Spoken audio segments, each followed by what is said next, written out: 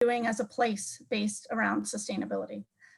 So you see a leader of a major Pittsburgh foundation, the head of Carnegie Mellon, the provost, Carnegie Mellon University, the provost of the University of Pittsburgh, and the president of Chatham University, all Pittsburgh institutions, talking about the UN SDGs and what they're doing together.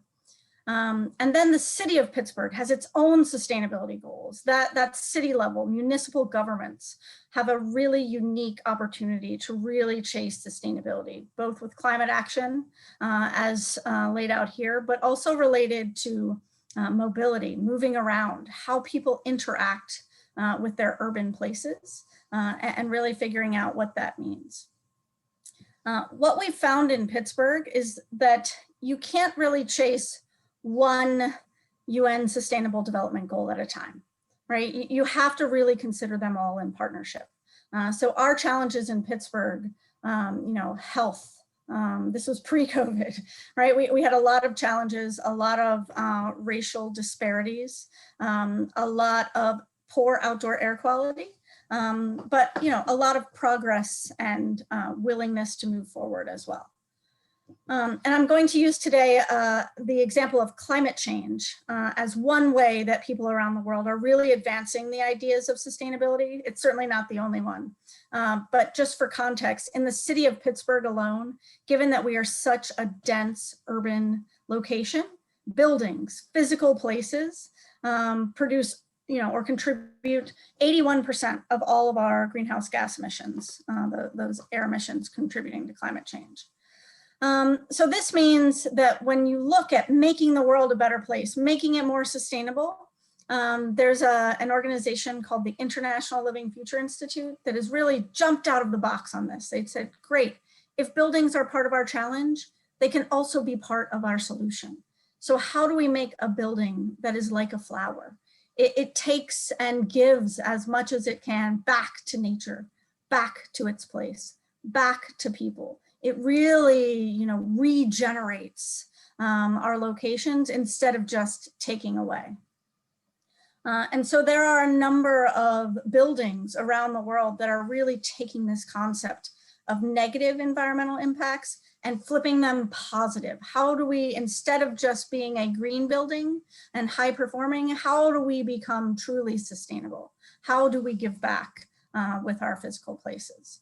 There are a number of locations around the world actually that have achieved this nature building as a flower, living building designation. They're gorgeous, amazing places. You walk into them, you understand how the building and nature interact with each other. And when you take this approach, you realize, oh, I am not just building a place. I am building a collaboration. I am building somewhere where people think and dream. And so really, thinking about things differently, throwing out these big ideas have helped create these places that really stimulate people's creativity instead of stymieing it. And so there aren't that many of these places in the world. There are only just over 100 certified living buildings around the world. A number more in the works, but they're hard work, right? These places don't happen overnight. They need considered activity, vision, collaboration to make them happen. But when you set that big, amazing goal, you really, start to shape a different future than you thought you could before. And so these are where living building projects are registered all over the world, including some in Colombia. And, it's really something that people have embraced, really thinking about how to transform our buildings and our built environment. And so I worked in the building industry for a long time. And a lot of people say, great, we're doing these living buildings for new buildings, brand new construction, ground up. What about existing buildings? What can we do there?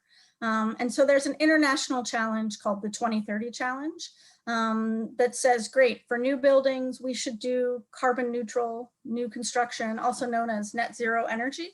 But for existing buildings, we should really be striving for these 50% reductions in energy use, water use, and transportation emissions by the year 2030. This is what we need to do with all of our current buildings to really make them perform and do better.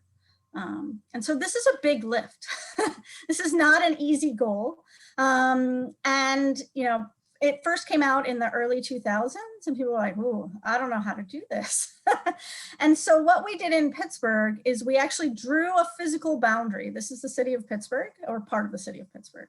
We drew a physical boundary and we asked every one of those buildings, every one of those blocks, will you commit to those goals? And at the beginning, in 2012, we had 81 buildings committed to those reduction goals, 50% reductions, just under 28 million square feet. So a quarter of everything that we thought we could get committed. That was a big win, huge win. We were super excited about that. We're like, oh, look, we've got all these people working together. They're collaborating. They're all reaching for this really big goal. We think we know how to get them there. And we're going to work together to try to make it happen. And so today in Pittsburgh, there are over 550 buildings committed to those goals. Over 85% of all the square footage in this boundary part of Pittsburgh, and over 75% of all of the buildings that could say we're going to get to those 50% reduction goals have said that they would. So what's the difference, right? Like, what changed in 7 years? People saw those thought leaders step out and say, oh, we can do this. We're going to work on it together. And then they realized that they weren't alone. And if they also committed and they worked together and they learned from others, that they would be able to make progress. They would be able to save money. They would be able to save resources. And they would be able to create places that people were happy to be in. Right? So this is a huge deal. We're very proud of this in Pittsburgh. This is a program that I started, but we're not alone, right? There are 22 2030 districts in North America. I say North America because most of them are in the US. There's one in Canada, it's in Toronto. And so there are buildings all over the country really working to those 2030 goals, right? Cleveland, Cincinnati, Dallas, Grand Rapids, Seattle was the first, Detroit, Philadelphia, there's even one in New York City. And so different places, different solutions to reaching those goals, but all working together towards the same measurable outcome in the creative way that they think that they can get there based on their place. And so in Pittsburgh, you know, we're getting there. We're not to those 2030 goals yet. We publicly disclose our performance. For 2019, the whole district, all 550 of those buildings, had reached 23% reductions on their way to that 50%. And their water goal a little bit further behind, but making progress, right? Without that goal, without that collaboration, they would not be making these strides. And so that brings me to the second question. Is change happening fast enough, right? And so I offer to you, definitely not. It's not happening fast enough, but we can speed it up. We have the tools at our disposal to do this. And I might say it's up to you to make sure that we do speed it up, right? We're not working in isolation here. So at the University of Pittsburgh, we have a Millennium Fellowship cohort for our second year. This is part of an international collaboration through the Sustainable Development Solutions Network, which is focused on the UN SDGs. There are 69 campuses around the world who have these Millennium Fellows. All of the students who sign up are focused on a UN SDG and really doing their own project to advance sustainability. This is the future, right? This is what we need to see more of. These excited young people with ideas and at a hands-on project really moving things forward, right? This is how we speed things up. So COVID-19 has been an interesting challenge, right? In the beginning, everybody was like, great, we're gonna flatten the curve and then we're gonna move past here, right? But you know, this image really shows that we've got the COVID-19 global pandemic, we have an economic recession, we have climate change, we have biodiversity. COVID-19 is just the emergency that we're looking at right now. And so when we look at real solutions locally, nationally, globally, we really have to consider what we're creating with our sustainability activities.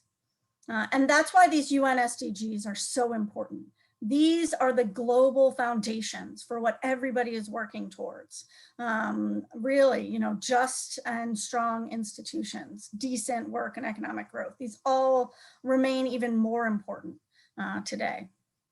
So the one that I'm going to talk about for a little bit and go really deep as an example is climate action.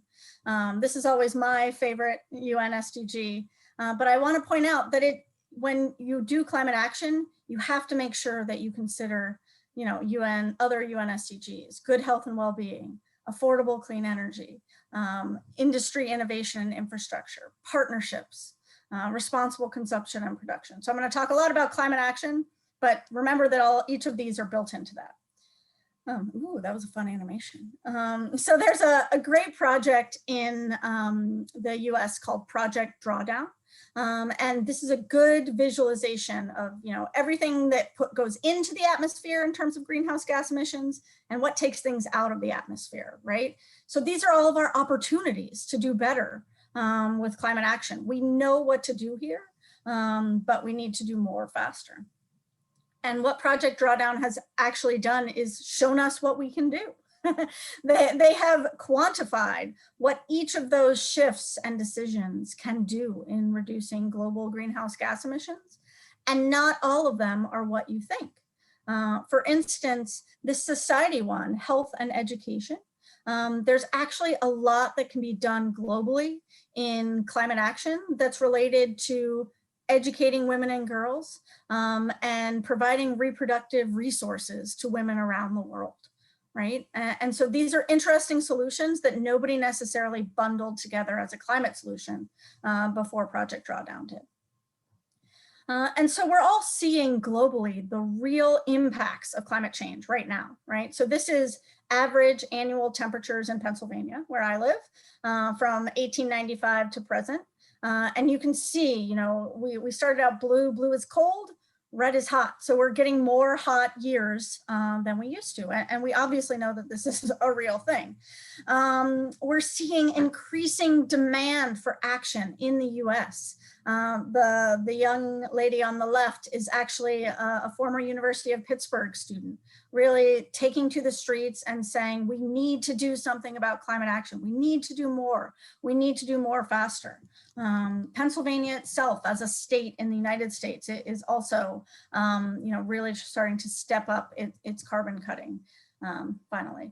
And, you know, people are in 2019 globally, you know, took to the streets and say, we need to do something more about climate action and we need to do it now, right? This is a decade of action.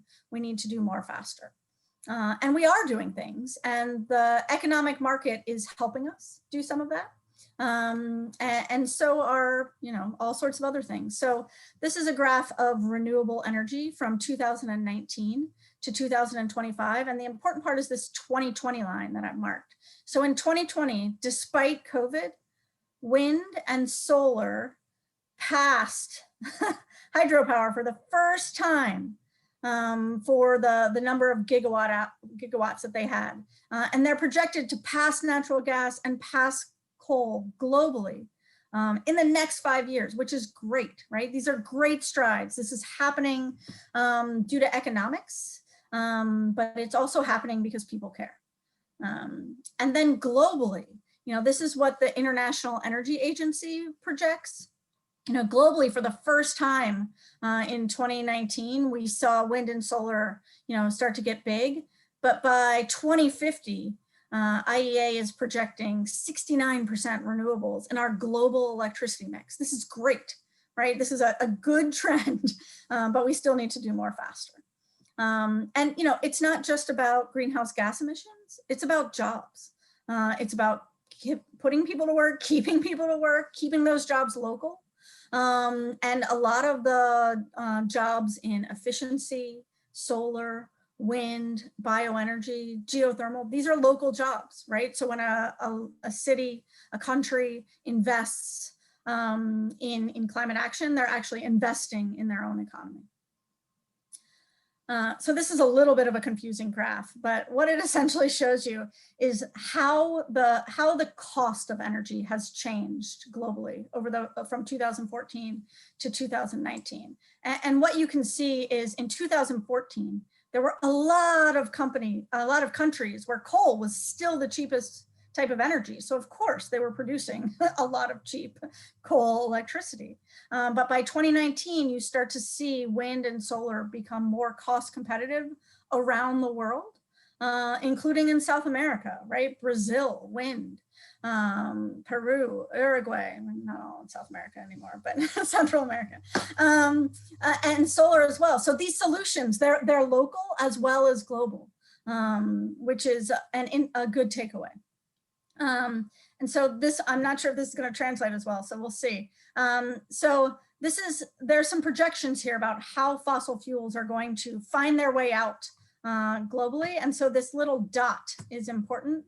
50% renewable. This dot on every graph shows when we will pass that 50% renewable threshold globally.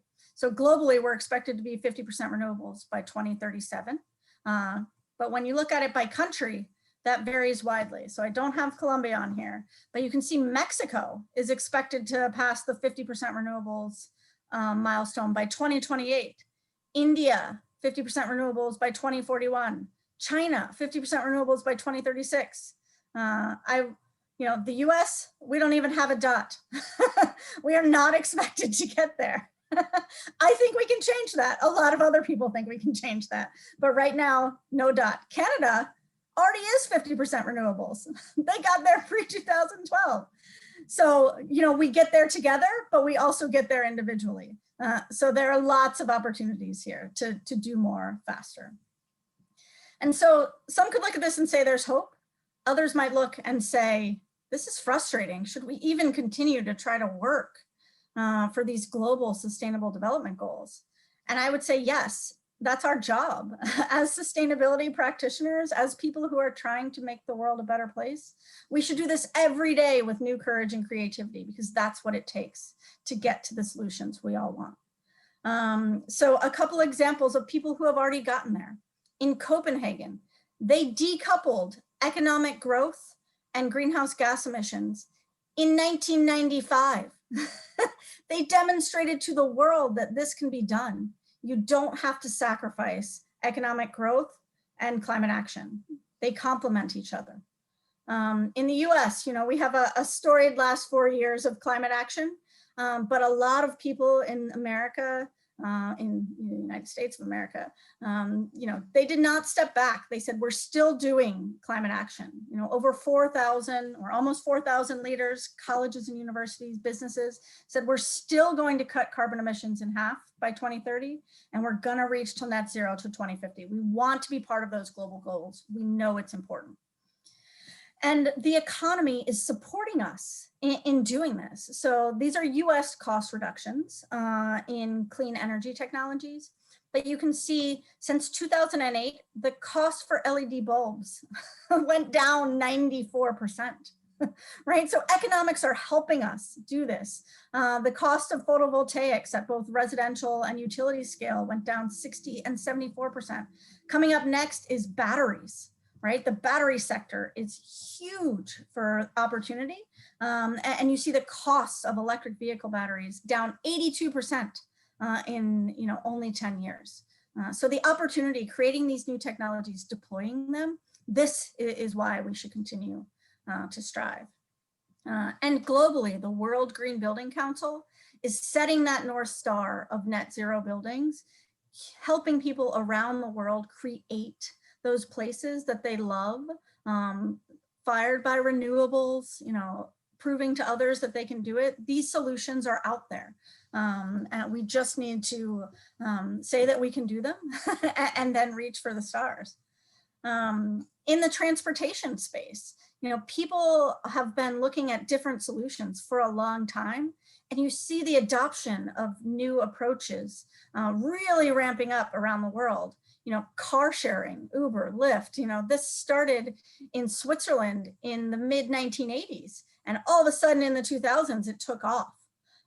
right? So some of the new solutions are actually things that have been around for a long time. Globally, electric cars also, you know, these are new technologies, just examples of them. You see these ramping up around the world in terms of millions of cars on the road. We're just under 8 million electric vehicles on the road, with a huge growth in China. China has almost half of all the electric vehicles on the road right now. So these are really interesting solutions that can come from anywhere. This is Drawdown. I talked about it previously with their quantification, but they looked at the top 100 solutions to global warming, and they calculated the solutions. They put it out there. It's a great book. I highly recommend it. And some of the solutions are, you know, I talked about educating women and girls and family planning. Of the top 20, agriculture is actually a huge opportunity. What we're doing globally on regenerative agriculture, silvopasture, managing our peatlands and our tropical trees. This is actually really important climate solutions. And most people only talk about energy. So we have to make sure that we're looking at these solutions as well. In Pennsylvania, you know, we haven't been the first to contribute to climate action. But we've got goals, you know, we have goals related to renewable energy. We're looking at electric vehicles. They were signed by our governor in 2019. We're making progress. We're committed. And, you know, we need government's partnership to do this. We can't do everything from the ground up. You have to have that partnership from the top down as well. Colleges and universities have long been leaders in the climate action space. There's an organization called Second Nature, which has carbon neutral commitments from universities in the US. Over 440 universities have been committed to these goals, some since 2007. So really making sure that we're looking at all scales for solutions as we, you know, attempt these big goals is very important. They really track what people are doing here. And I just want to put out that only 6 universities in the US have already achieved carbon neutrality. I think it might be up to 8 now, but it's not that many. You know, it's a big goal. It takes a while to get there. You have to make the commitment and then you have to work towards it. So don't be scared of the commitment and make a plan and then, you know, take those little steps because they all matter. And so I propose to you that universities are really unique places for some of these solutions, right? The campus, your university campus, mainly virtual these days, it is a catalyst for action, right? Universities are tied to their communities. They partner a lot, which is really important. When universities have success, the cities that they're in will say, oh, you know, the university did this, we're very proud of them, and vice versa, right? That can be an important collaboration.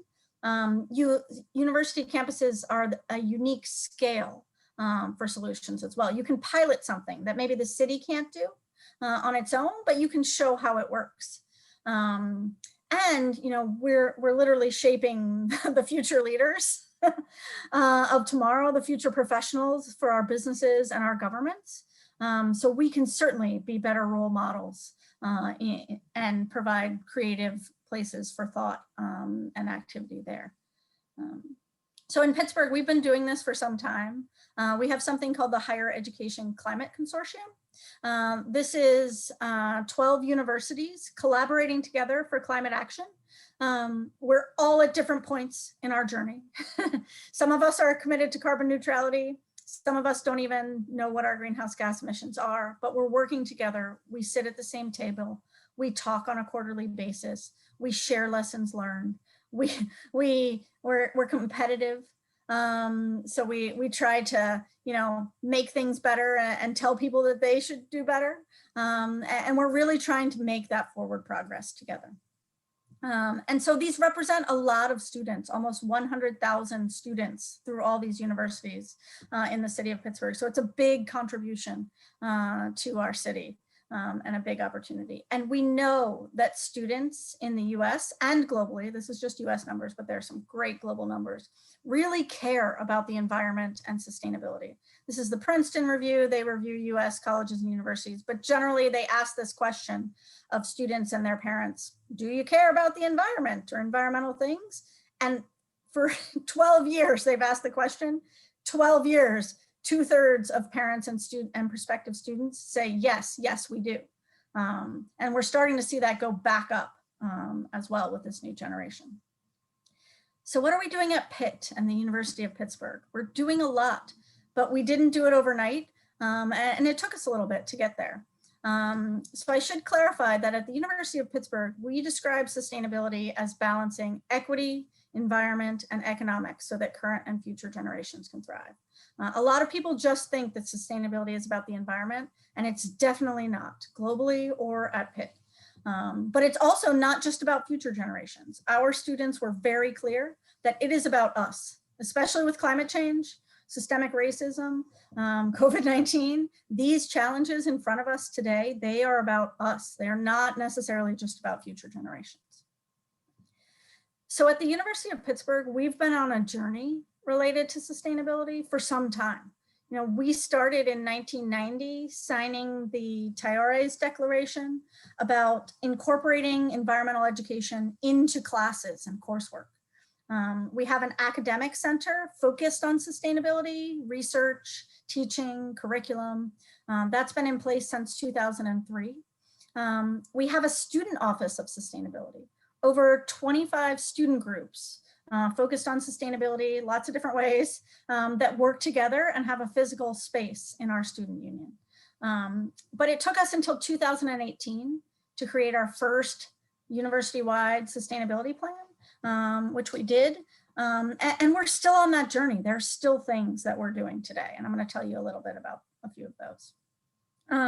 So our Pitt Sustainability Plan is our guiding document. It has 15 impact areas and 61 goals. That's a lot of key performance indicators. And so we've been, pursuing certifications about higher ed sustainability. These are all important, but they don't tell you about how we're really trying to change the culture of a place, which is important. So we have a number of goals that I'm just going to touch on really quickly, and then I'll take questions. So our original climate action goal was strive towards carbon neutrality while reducing greenhouse gas emissions 50% by 2030. This is what we thought as an institution we could achieve in 2018. Then we finished our greenhouse gas inventory in 2017, or for 2017, and we were 22% below our baseline. And we're like, ooh, we're almost halfway there already. And so last year, we made a carbon neutral commitment. We said, we're going to be carbon neutral for our Pittsburgh campus by 2037. This goal, a lot of universities in the US are committed to carbon neutrality between the year 2030 and 2050, with a lot tied to that global 2050 year. At Pitt, we ran the numbers. We created a science-based target of what we thought we could achieve. And at the end of the day, we committed to 2037 because we thought we could achieve it, but also because it's the 250th birthday of the university. So it means something to the institution when we achieve this, right? And it means something historically. So this was an important commitment for us. We joined those 440 other colleges and universities who had already made the commitment, right? So this was new to us, but it was not new to them. And so that's important. We are one of the largest, we're the 9th largest university in the US to make this commitment. So, a lot of smaller institutions had made it. And we're in the process of creating our Pitt Climate Action Plan right now. So none of this is rocket science, but it is important, right? And it is important to have a plan and a strategy. And part of that strategy is renewables. I talked about renewable energy before. We have a goal for 50% renewables by 2030. And our first commitment in this realm in 2018 was for local, low impact hydropower. So this is not big dam hydropower. This is also known as run of the river hydropower. So Pittsburgh has 3 rivers. We are water abundant, very water rich as a region. And so hydropower is a unique solution for our region. They'll be cutting into an existing dam to do this, so not disturbing the ecosystem. And this plant alone, it's less than 5 miles from campus, and it'll provide 25% of all of the electricity that we use as an institution. We'll be able to send our students here to check it out, to do research on it. We'll be able to have classes there. It's a unique collaboration beyond being local renewable power. We also have a goal related to transportation to reduce the greenhouse gas footprint from commuter transportation, which is a lot harder. And so a good example of what we've been doing there is this year, actually in COVID, we offered unlimited bike share rides to all Pitt employees and students at no cost to them. The university's paying, but we partnered with our local nonprofit Bike Share and said, we want you guys to get in active, shared, low carbon transportation. We're going to give you another option to do that with our local Bike Share. So this has been heavily utilized by students specifically, employees as well, but students love this. When I talk about sustainability, a lot of people want to talk about recycling. All the time, people want to talk about recycling. And so we have a couple of goals related to materials and waste. One is reducing landfill waste 25% by 2030, and the other is composting 50% of food waste by 2025. Food waste is a huge global solution to climate change. It's highly underestimated. I think it's in the top 5 global solutions to reducing greenhouse gas emissions. So we're very focused on reducing food waste at Pitt. You know, we sort of streamlined our signage for everybody because they didn't know what they could divert. But what we really did is we took the data that we got and we put it on this public dashboard online that people can go on. It's interactive. They can see what our diversion numbers are, and they can click and see what we're doing by building and how their building is actually contributing to the whole. So people love this. It's a small action, but people are really engaged. And this is part of our activities for using campus as a living laboratory. We have all of this information, all of these buildings, all of this opportunity. We can put it out there for people to use, to make recommendations for us, to do research on, and it's fairly easy and fun. So a couple other things that we're working on at Pitt specifically, in food systems, we have a goal to serve 25% real food across campus by 2025. So this is local, fair trade, organic, humane, and at the same time, reducing animal-based products 25% by 2025. So globally, meat production is a huge contributor to climate change, and you know it's a huge opportunity for creating healthier diets globally as well. Ooh, that didn't work. So we were actually one of the first 3 universities in the U.S. Just U.S. might have been globally. They were all US universities. So I'll just say in the US to contribute to this cool food pledge. And so this is really doing that 25% reduction in the greenhouse gas footprint of our dining and food provided on campus, and committing to that nationally. So really putting those plant forward, climate friendly foods on the menu. And we've been tracking what we're doing here and we're making good progress. And so I had never seen these numbers. And so once you see these numbers, you can't unsee them. So these are the food related greenhouse gas emissions. So you sort of start with cows on the left. Cows have the largest footprint, actually after lamb, then pigs, then chickens, then buffalo, then goats, and then other ruminants. So, you know, just putting this information out for diners and saying, you know what, it's okay to have a hamburger. Maybe next time have a chicken burger, and not making it a you have to, but, you know, make some conscious choices. That's been very successful for us. And our dining partner, you know, people are really focused on their food, where it comes from, what the quality of that food is.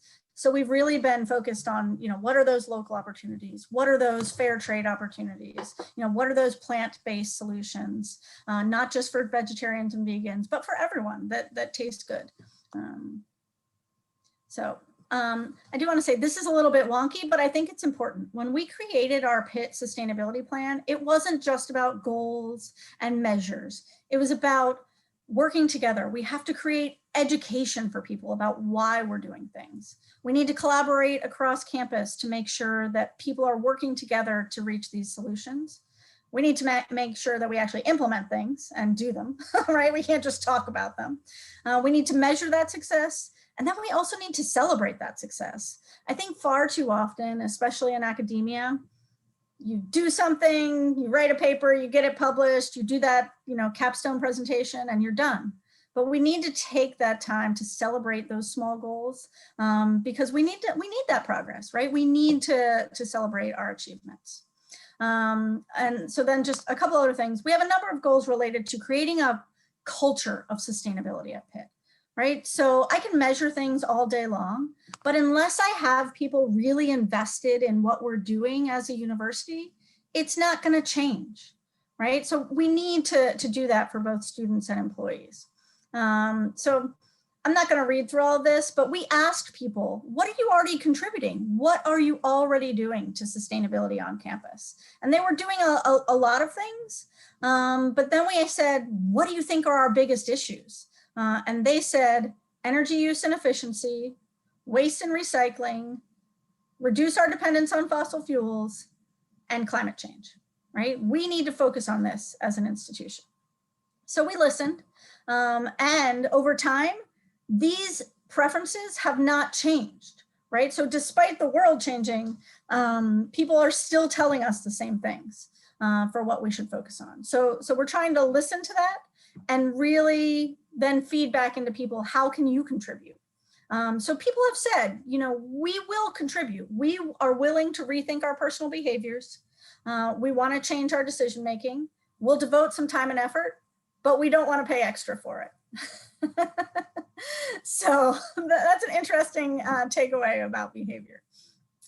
So we've created these voluntary programs for people. If you want to have a Pitt Green office, a Pitt Green lab, a green event, if you want to have a green student organization, we've created this opportunity for people to come to us and say, oh, I do want to do this, and here is how I can help based on who I am and my role on campus. And then, we get new students all the time, as I know you guys do. In 2019, we actually gave them all a sustainability gift that was essentially like, this is how it works for us at Pitt. We want you to be part of our sustainability culture. We're going to give you your reusable bag, your reusable mug, your reusable fork and spoon. You're going to get to ride Healthy Ride. And this is part of the Pitt culture, and we're giving you the tools to do it. So just setting that tone, I think, is very important. Even in COVID, we created something called the Pitt Green Home Office Challenge for employees who were working from home all the time to really think about what they're doing in their home offices and how they can contribute to sustainability.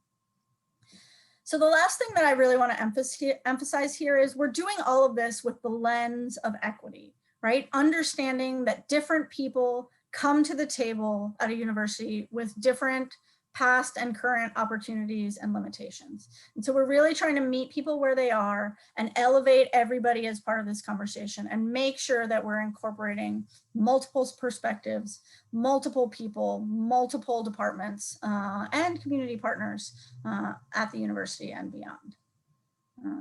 And so with that, I leave you with my 3 questions. How do we get there? Together with tenacity. Is change happening fast enough? Definitely not, but we can speed it up together. And should we continue to strive every day with new courage and creativity? We're depending on you, and you're depending on us. So thank you. Thank you, Dr. Sharrard. Mm-hmm. So I'm reading some questions. One of them from Alexander Meneses is this one: the path to move forward, sustainability continue being strongly depending on the GHG reduction actions. In your view, which are the main barriers to address other aspects in these sustainability strategies? So I'm not sure if the question is about greenhouse gas emissions or beyond greenhouse gas emissions. I'm actually going to write it down here. It is being strongly dependent on greenhouse gas emission reduction actions. let me anyway put it here. So I'll get us started. So sustainability is, I mean, climate change is the environmental issue of our time, right? If we don't solve it, we're imperiled as a species, right? However, you know, as that wave diagram showed, there are a number of crises that are in front of us right now. So I would say, while mitigating greenhouse gas emissions is important, we know the solutions to that. We know we need to reduce demand, we need to clean supply, and we need to have lower carbon connections, both for ground and air travel, right? These are the primary things. However, we need to make sure as institutions that we integrate these solutions into our academic mission, that we can ensure equitable outcomes with them. There's a lot of populations around the world that have been bearing the brunt of both the lack of climate action and climate change itself. Right? You know, some of the first climate refugees around the world have already had to move and leave their homes. And so we really need to consider all of these solutions. But I would say, you know, not everybody has to focus on greenhouse gas reduction and mitigation. If it's not your thing, there are 17 global goals and you should pick yours. Right? You should focus on good health and well-being. That's actually, you know, a great one that our students like. I'm just going to use it as an example. They focus on like individual health. Some of them are really focused on community health and what that means, and really figure out how to perpetuate the best solutions there in collaboration to really achieve the end goals that the SDGs lay out. I have a couple of questions. I'm going to pick just two of them, which are related, by the way. Mm-hmm. So in terms of how important are the incentives for when you were talking about the living places and the Future Institute, the Living Future Institute, how important are the incentives from government? And then the next question is, because there is one thing that you can promote law enforcement so that everybody does what it is supposed to do. But the other way around is from education. And these future leaders that playing the role model, you will help them to not depend on the law, but on the culture, as you mentioned. So yeah. How is important the incentives and what has more impact in terms of education or law enforcement? That's a great question. And I think the previous question was about barriers. And, you know, sometimes thinking that you have to have an incentive or a requirement, that can be a barrier, because at the end of the day, you need both. And so, you know, solutions locally, nationally, and globally come at different scales and from different stakeholders. And so I would say start where you can and do what you can in partnership with who is willing to partner with you. And then, you know, sometimes that leadership comes from the bottom, and it doesn't happen with incentives, and it's not dependent on markets, and there is no regulation. And sometimes that leadership comes from the top because, you know, there is a regulation. You know, there's talk of and there is globally, there are, you know, carbon markets that have been shaping that space in certain geographies. That's great. In others, they don't exist. I would say in Pittsburgh and Pennsylvania, I think we're a really good example of a place where there's not as much policy or regulation driving progress.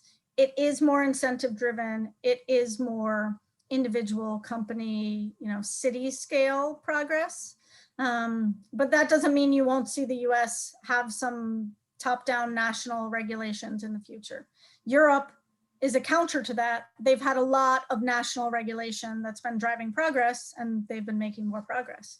But you have to figure out what works for your place and your scale. And don't let the the potential market like conditions or political conditions limit what you think you can achieve there. Our president just joined us, Dr. Juan Camilo Montoya. Good afternoon. Hi, Cesar, Dr. Sharrard. Welcome to our event. Excuse me because I joined a couple of minutes into your presentation, so I wasn't present from the beginning, but I got to have a very clear idea of the important process that Pitt has been leading around sustainability, and it's very encouraging for us as a more smaller and younger institution, but it's encouraging in the way that we are starting to signal out some incentives and policies within our research community around sustainability development goals. And also we've done some initial let's say actions and programs to encourage sustainability around our main campus. We have a lot to work on and to grow from these initial seeds and preliminary initiatives. But thank you very much for being with us at this event. It's going to be a very strong message for our research groups and for our students and faculty in general. And actually, we will be very pleased if we could keep in touch with Pete and your office in order to have some kind of advice or common efforts if there's a space for that. Thank you very much. Yeah, definitely. Thank you for having me. And I'm honored that you're here. I will say our sustainability efforts really started moving at Pitt in 2017, 2018, after we had gotten a new chancellor, and he was like, we need a plan, we need a strategy, tell me where we're going to go and what we're going to do. So you have a great opportunity to set the vision for that conversation. Thank you very much. So we have time for a last question from Professor Sebastian Roa. Is there any ongoing academic collaboration initiative between the University of Pittsburgh and a Colombian institution to promote sustainability? That's a great question that I don't know the answer to. I can reach out to our University Center of International Studies and find out the answer for you. I do know, like I said, Pitt is also just one higher education institution in Pittsburgh. Cesar was asking me before, and I actually said there's a great Colombian community in Pittsburgh, several of whom are sustainability related faculty members in other Pittsburgh universities. So I wouldn't want to limit that to us for collaborating with you. And I think that might be something fun. I hear next time we're going to do this in person, so I'm looking forward to it. Wonderful. And just the last question from Alexander Meneses. In order to implement a university climate plan action, what will be the key aspects to be considered in its design and management? That's a huge question, huh? That's a great question. So I would say Second Nature, that organization that holds the US universities' climate commitments, has a good layout of what's required. You have to commit to annual greenhouse gas inventorying. You have to create a committee, an internal committee that's responsible for creating your plan, but also ensuring that you achieve your goals. You have to create your own climate action plan every 5 years. You have to celebrate your successes. And you have to collaborate with other universities. But I would say that committee, that internal group of people, we created ours in 2020. We have our head of facilities or head of buildings. We have our campus planner. I have somebody from research. I have an undergraduate student and a graduate student. I have somebody from purchasing. And so getting that right set of stakeholders at the table really will help you create the strategy that's not just built for your place, but built of your place. And that's what will make it successful. All right. Thank you, Dr. Sharrard. So, Cesar. yes, Dr. Excuse me, because with the previous question about possible agreements, actually we had a visit from University of Pittsburgh in 2019. It was a kind of an institutional visit to our region promoted by City Hall, and that delegation, which I honestly at this moment I don't remember the names of the delegates. They came to our campus. Actually, I had around here in my office a souvenir from from Pitt. So, but it was a very general and short visit. On that time, they visited other universities. So we have to build on that initial contact, and hopefully with your support to strengthen our ties and start working on specific issues and challenges. Yeah, that sounds great. I'm looking forward to it. Thank you. Right. Bye-bye. Thank you very much, and thanks everybody to be connected. So please, por favor, continúen participando en nuestro evento Ideas to Reality, en todas las conferencias y los paneles que siguen alrededor de los ODS. Thanks, Dr. Sharrard, again, and I'll see you soon, probably here in Colombia. Hopefully. Okay.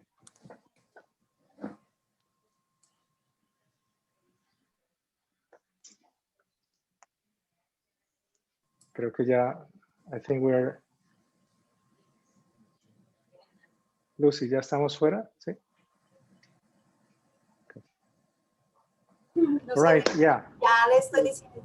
Muchas gracias. Yeah, thank you. Probably they will hear Aurora, this. bye-bye. They will hear this, but just to thank you again, and I think really I forgot about these people Listo, from the city. Okay, from the city of Pittsburgh, that they were here from the mayor's office, and they were here with us, and they were actually looking at universities who were, I think, I don't remember if I'm wrong, the universities that were committed with sustainability and other aspects. So I'm gonna find out who came, and yeah, I'll ask within Pitt and at the city. And we'll yeah, see it was like 2 years ago. Yeah. Yeah. But anyway, thank you very much, and please let's keep the conversation. The president is very interested, and it will be great. We have here a center. Actually, one of the person who made one of the questions is the director of the. Oh, you met him in our previous meeting. Yeah. And he is in charge of